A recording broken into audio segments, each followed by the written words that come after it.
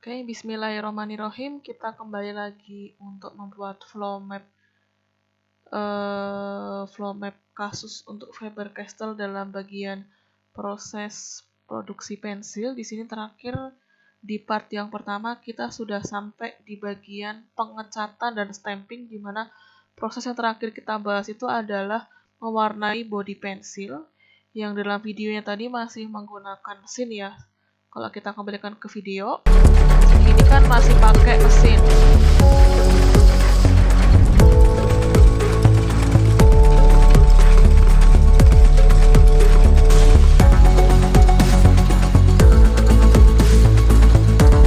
Oke, setelah dicat body pensilnya, kemudian di pensilnya itu diberikan stempel. Stempel ini merupakan kode unik untuk setiap pensil yang mereka punya. Oke, sehingga kalau kita kembali ke flow map lagi, maka tadi karena dia masih pakai mesin, maka kita pakai proses yang kotak. Di sini kita namai prosesnya itu adalah menstempel body pensil dengan kode tertentu.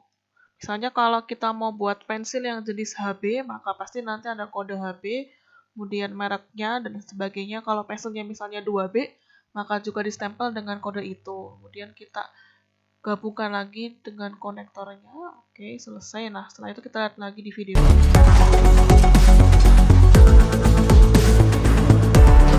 Oke, pensilnya dicelupkan ke cat lagi untuk yang bagian ujung atasnya ini. Oke, berarti kita masuk lagi ke sini, masuk ke proses yang ini lagi, kemudian memasukkan ujung atas pensil ke cat warna. Oke, ini kan kalau di ujungnya Faber-Castell kan ada beberapa yang di sininya itu kan kalau yang mungkin pensil yang hitam ya, pensil tulis biasa itu kan di situ kan warnanya yang di sini kan bodinya hijau. Sedangkan di sininya tuh kalau nggak salah kuning atau perak gitu. Nah, itu dia dipping dengan cara seperti ini. Sehingga kalau dia pakai mesin, lambangnya pun juga masih menggunakan lambang kotak ya. Oke, kita gabungkan konektor lagi, kita lihat lagi di video. Kemudian dikeringkan ya. Dikeringkan, karena keringnya itu kalau kita lihat di ruangan keringnya tadi itu, kita kembali dulu ke menit yang depan.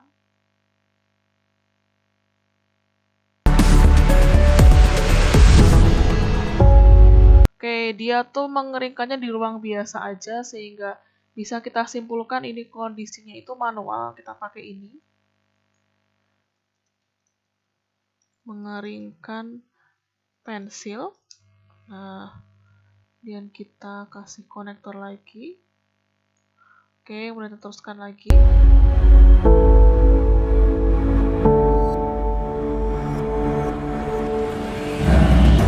Oke, masuk ke chapter yang berikutnya, finishing, berarti nanti masuk ke yang sebelah paling kanan di bagian bandnya ini.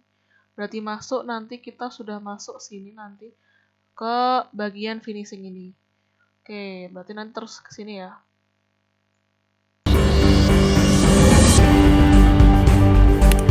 Oke, pertama di sini ada proses yang disebut sebagai quality testing, di mana kita lihat quality testingnya nanti adalah memastikan isi pensilnya itu sesuai dengan jenis yang dibuat, apakah dia pensil jenis 3B, 2B, atau yang H ya, 2H, atau berapa H, atau HB. Nah, dia cek dengan tekanan sebesar lebih dari 2 kg. Nah, kalau kita lihat berarti sudah masuk ke proses finishing ya, dengan tadi quality testing. Nah, quality testing yang pertama tadi itu adalah menggunakan beban, sehingga nanti setelah itu masuknya itu adalah proses testing. Nah, ketika masuk proses testing ini, kita pakai lambang ini. Lambang yang berbentuk decision, atau keputusan, atau yang berbentuk seperti layang-layang ini, atau ya bujur 4 ya, itu seperti ini. Kemudian nanti kita lihat di sini tadi adalah dia mengecek dulu, tadi sebelumnya itu adalah testingnya itu mengecek kekerasan dulu ya. Kita lihat dari gambar tadi adalah mengecek kekuatan atau mungkin ketahanan isi pensil atau leads-nya tadi itu, saya namanya leads ya. Oke, leads, kemudian digedekan lagi aja supaya masuk kata-katanya. Oke, ini dari lebar kristalnya seperti ini, kemudian kita gabungkan dengan konektor lagi. Oke, langsung masuk ke sini. Nah, tadi itu kan dia ngecek dengan kualitas testing ya.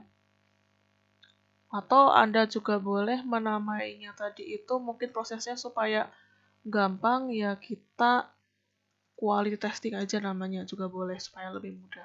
Quality testing di mana nanti di sini itu ada, kalau kita berbicara mengenai produksi kan, kalau kita berbicara mengenai mutu sebuah produk itu kan dia itu, maaf bentar, ini saya mau gedein ininya. Nah, saya besarkan supaya nanti sepertinya akan butuh waktu ini yang lebih besar. Nah, masuk ke sini. Nah, ketika masuk ke quality testing ini sebenarnya nanti kan dia akan dicek di sini. Dicek dulu ininya apakah sesuai dengan ini jenis pensil yang dia buat. Nah, ketika di quality testing ini kalau kita belajar mengenai mutu kan ada yang nanti produknya itu bagus atau sesuai dengan standar, atau nanti yang tidak sesuai dengan standar yang disebut sebagai produk reject. Nah, nanti kalau kita buat alurnya nanti akan ada nanti di sini itu jalur yang mungkin kita sebut jalur yang sesuai standar sama yang tidak sesuai dengan standar. Tadi setelah dicek ini kan dia dicek lagi dengan beban kan 2,5 kilo sehingga nanti ini turun lagi, yaitu turun ke decision lagi, yaitu menguji tekanan pada pensil dengan beban lebih dari 2,5 kg. Oke, ini kalau dia ini kalau misalnya kita ketemu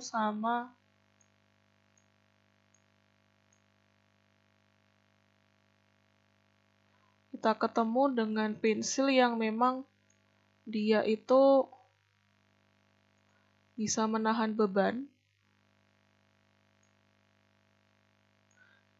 Jadi kalau tadi dia itu sudah lewat yang quality testing tadi itu, yang kita melihat ketahanan isi pensilnya tadi itu sama pengecekan dari hasil outputannya tadi itu apakah sesuai dengan jenis pensilnya tadi. Nah, nanti akan masuk ke sini, akan diuji beban kalau nanti dia itu sudah lewat ini ya, bener. Jadi kalau dia sudah di testing tadi itu cocok, maka akan turun ke menguji tekanan pada beban 2,5 kg.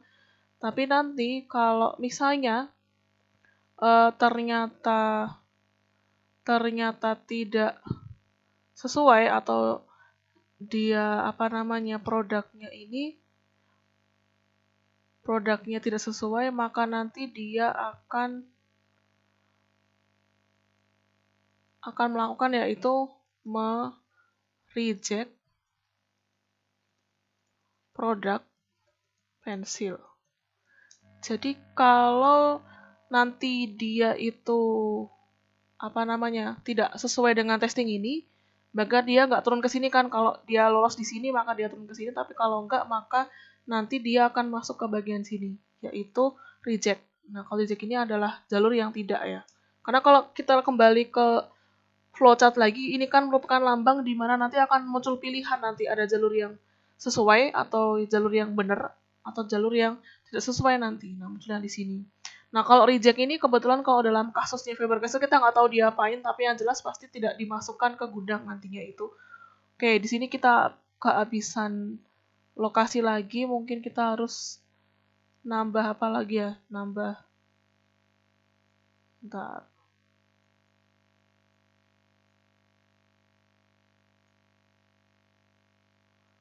Sepertinya kok kayak nggak bisa ini ya. Oke, maaf, sepertinya nggak bisa ini ya, nggak bisa turun. Saya naikkan aja ini.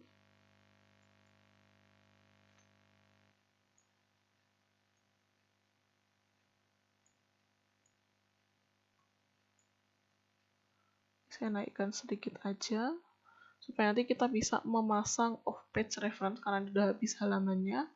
Turun lagi ke page yang ketiga, dan ingat nanti tetap sama nantinya itu.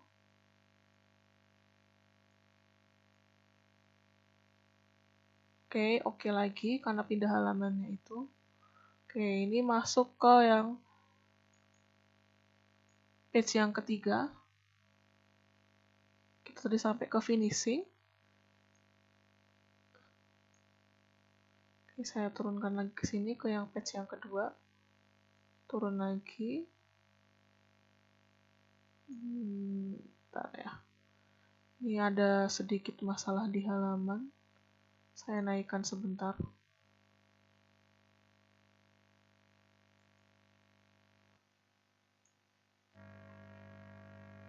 Ini kita naikkan dulu supaya bisa masuk ke halaman flow map-nya.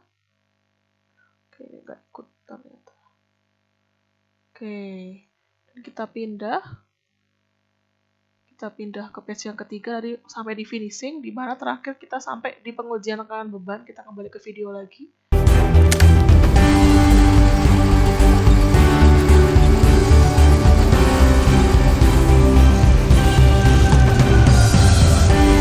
Di uji visual control. Nah, kita kembali tadi.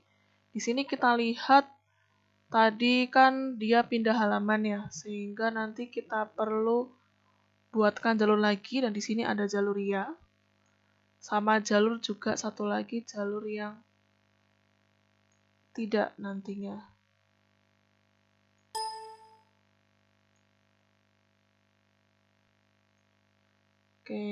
Karena di sini kita lihat tadi itu kan kita sudah buat ini ke page 3, dan ini sebenarnya masih masuk ke page 3, makanya saya nggak pilih ke new page, tapi pilih ke existing page, di mana kita akan pilih page yang ketiga. Sama juga nanti di sini. Nah, kita tarik ke sini, nih udah masuk ke page 3 tadi itu. Ini untuk jalur yang tidak, yang ini ya. Jalur yang ini adalah yang tidak tadi itu. Kemudian kita kembali ke page 2 lagi, dan ini untuk yang tidak, untuk jalur yang tidak.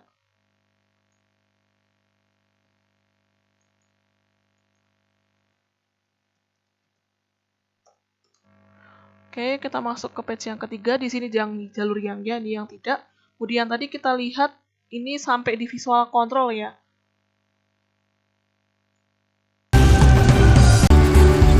Maaf, ternyata maaf, sedikit salah ya. Tadi pertama beban 2,5 kilo. Kemudian pensilnya di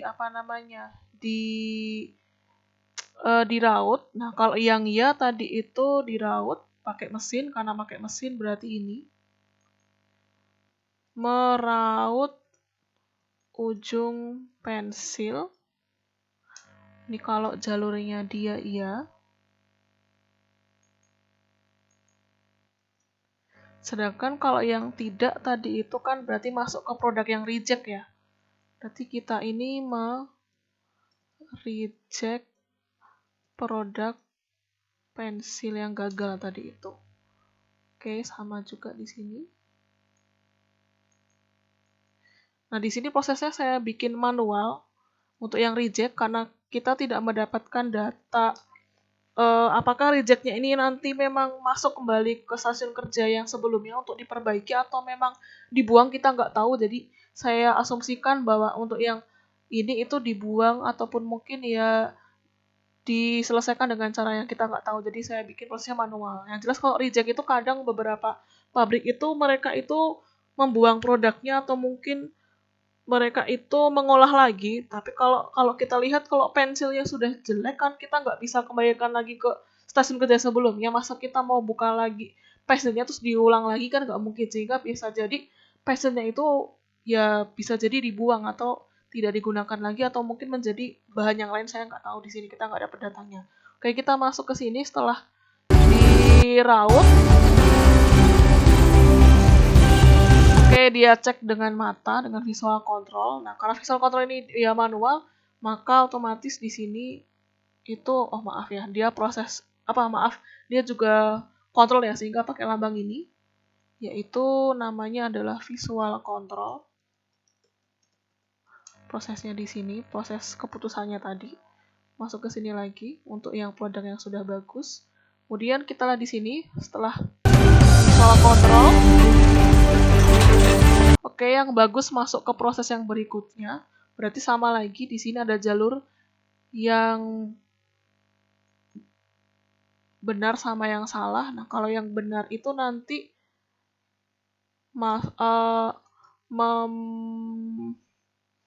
packing pensil pada wadah kotak kotak. Kemudian kalau yang tidak lolos visual control berarti sama tadi, mereject.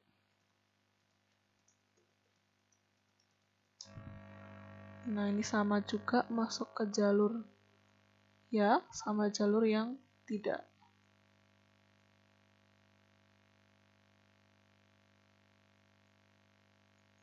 Ya, yang ini jalur yang tidak. Oke, ini setelah sampai selesai di visual control, nah di packaging. Nah, setelah di packaging selesai diproduksi, tapi mungkin kalau di finishing itu terkadang mereka itu juga masih melakukan proses untuk mengirim bahan produk jadinya ini ke gudang bahan baku, yaitu mereka akan lakukan proses yaitu mengirim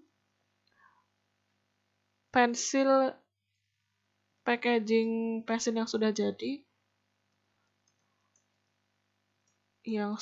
mengirim pensil ke gudang produk jadi atau bahan jadi atau